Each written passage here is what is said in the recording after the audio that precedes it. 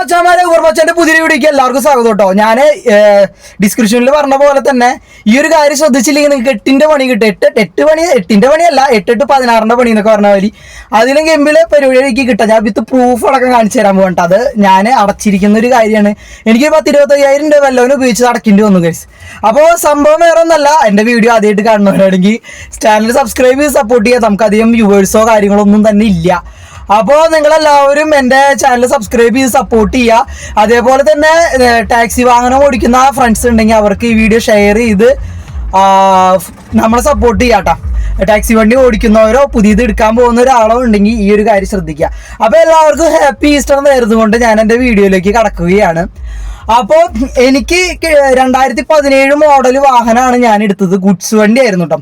ആ വണ്ടി എടുത്തിട്ട് എനിക്ക് 8ന്റെ പണിയാണ് കിട്ടിയത്. ആ വണ്ടി മാത്രമല്ല, എനിക്ക് വേറെയും വണ്ടികളുണ്ട്. അതിനൊക്കെ ഈ ഒരു കാര്യം എനിക്ക് കിട്ടി. എനിക്ക് ഈ ഒരു കാര്യം അറിയുന്നുണ്ടായിരുന്നില്ല. അറിയാമെങ്കിൽ കൂടി ഞാൻ ഈ കാര്യം ചെക്ക് ചെയ്തിട്ടുണ്ടായിരുന്നില്ല. അറിയാം, പക്ഷെ ഞാൻ ഈ ഒരു കാര്യം ചെക്ക് ചെയ്തിട്ടുണ്ടായിരുന്നില്ല. അപ്പം നിങ്ങൾ പുതിയൊരു വണ്ടി എടുക്കുന്നവരാണ്, പുതിയതല്ല സെക്കൻഡ് ഹാൻഡ് വാഹനം എടുക്കുന്നവരാണെന്നുണ്ടെങ്കിൽ ഈ ഒരു കാര്യം ശ്രദ്ധിക്കുക. അതേപോലെ തന്നെ ഓടിക്കുന്നവരാണെങ്കിൽ കൂടി ചിലവർക്കും ഈ കാര്യം അറിയില്ല. കാരണം പുതിയൊരു വണ്ടി എടുക്കുന്ന ഒരാളാണെന്നുണ്ടെങ്കിൽ 15 വർഷത്തേക്ക് ടാക്സ് അടച്ചിട്ടായിരിക്കും ഷോറൂമിൽ നിന്ന് വരാം. അതുകൊണ്ട് തന്നെ പല ആൾക്കാർക്കും ഈ ഒരു ബുദ്ധിമുട്ട് നിലവിൽ വന്നിട്ടുണ്ടാവില്ല. 15 വർഷം കഴിയുമ്പോഴേക്കേ വരുള്ളൂ. അപ്പോൾ സംഭവം വേറെ ഒന്നുമല്ല, വെൽഫെയർ ആണ്, ക്ഷേമനിധി ആണ് സംഭവം, വേറെ ഒന്നുമല്ല. ടാക്സ് അടയ്ക്കുമ്പോൾ കൂടെ അടച്ചു പോകേണ്ട കാര്യമാണ് ക്ഷേമനിധി. ഇത്ര നാളും സ്ട്രിക്റ്റ് അല്ലായിരുന്നു. ഇപ്പം ഈ ഒരു വർഷത്തെ സ്റ്റാർട്ടിങ്ങിലാണ് ഈ ഒരു കാര്യം സ്ട്രിക്റ്റ് ആയിട്ട് വന്നിട്ടുള്ളത്. അപ്പോൾ അതുകൊണ്ട് കൈയൊക്കെ വിറച്ചു തുടങ്ങി, കുറേ നേരം വണ്ടിയിൽ ഇരിക്കാൻ തുടങ്ങിയിട്ട്.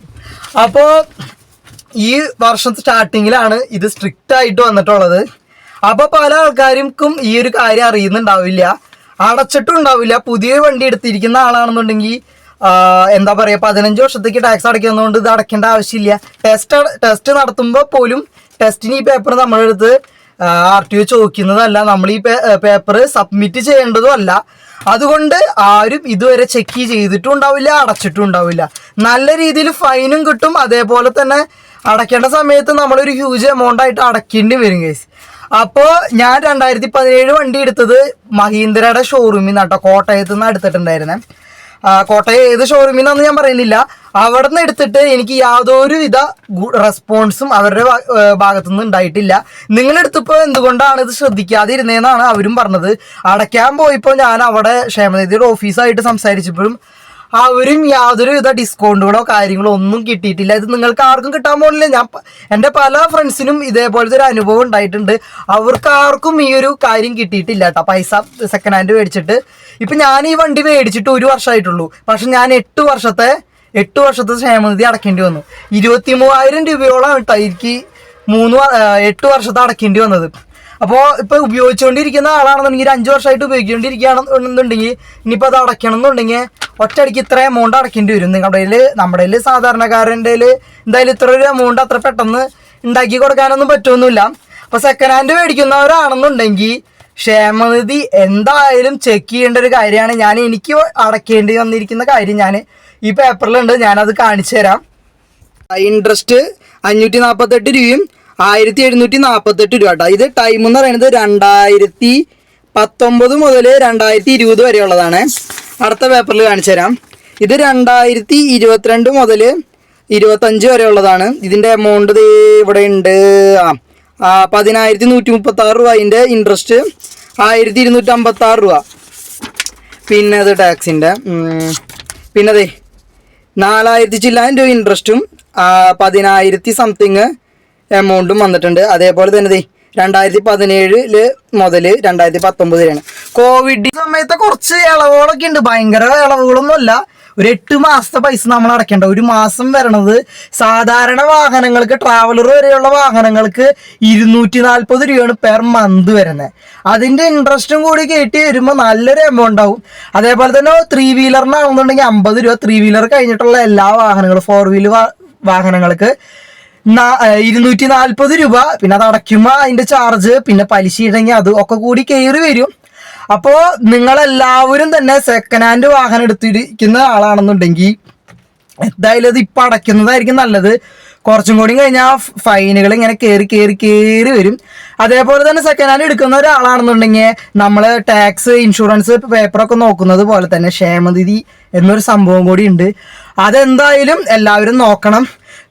എൻ്റെ ഈ ഒരു വണ്ടി ക്ഷേമനിധിയിൽ രജിസ്റ്റർ ചെയ്തിട്ട് പോലും ഉണ്ടായില്ല. ഇത് ഞാൻ അറിഞ്ഞതെന്ന് വെച്ച് കഴിഞ്ഞാൽ എൻ്റെ വണ്ടിക്ക് ടെസ്റ്റ് അടുത്ത മാസമാണ്, ഈ വണ്ടിക്കല്ല. കാരണമല്ല, വേറൊരു ഗുഡ്സ് വണ്ടിയാണ്. അപ്പോൾ അതിൻ്റെ ടെസ്റ്റ് ഈ മാസത്തിലാണ്. അപ്പോൾ ഞാൻ കഴിഞ്ഞ മാസം ടാക്സ് മുടങ്ങിയപ്പോൾ അടയ്ക്കാൻ വേണ്ടിയിട്ട് ചെന്നപ്പോഴാണ് ഞാൻ ഈ കാര്യം അറിയുന്നത്. എനിക്ക് ക്ഷേമനിധിയുടെ കാര്യമൊക്കെ അറിയാമെന്നുണ്ടെങ്കിൽ ഞാൻ അത് ചെക്ക് ചെയ്ത് കഴിഞ്ഞപ്പോൾ നോട്ട് ഫൗണ്ടാണ് കാണിച്ചിരിക്കുന്നത്. അതായത് ക്ഷേമനിധിയിൽ രജിസ്റ്റർ പോലും ഈ വാഹനം ചെയ്തിട്ടില്ല. ഞാനിപ്പോൾ ഈ കാറ് മേടിച്ചിട്ട് ഒരു വർഷത്തെ കൂടുതലായിട്ടുള്ളൂ.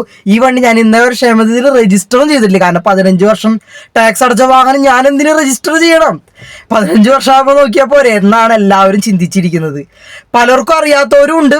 അപ്പൊ അതുകൊണ്ട് തന്നെ 15 വർഷം കഴിയുമ്പോൾ നമ്മൾ സ്ഥിരമായിട്ട് ഉപയോഗിക്കുന്ന ഒരാളാണെന്നുണ്ടെങ്കിൽ 15 വർഷം കഴിയുമ്പോൾ നല്ലൊരു എമൗണ്ട്, ലക്ഷങ്ങൾ, നമ്മളിപ്പോൾ ഒരു 3-4 ലക്ഷം രൂപ, 4-5 ലക്ഷം രൂപയ്ക്ക് അടക്കേണ്ടി വരും ഒറ്റയടിക്ക്, ഫൈൻ അടക്കം.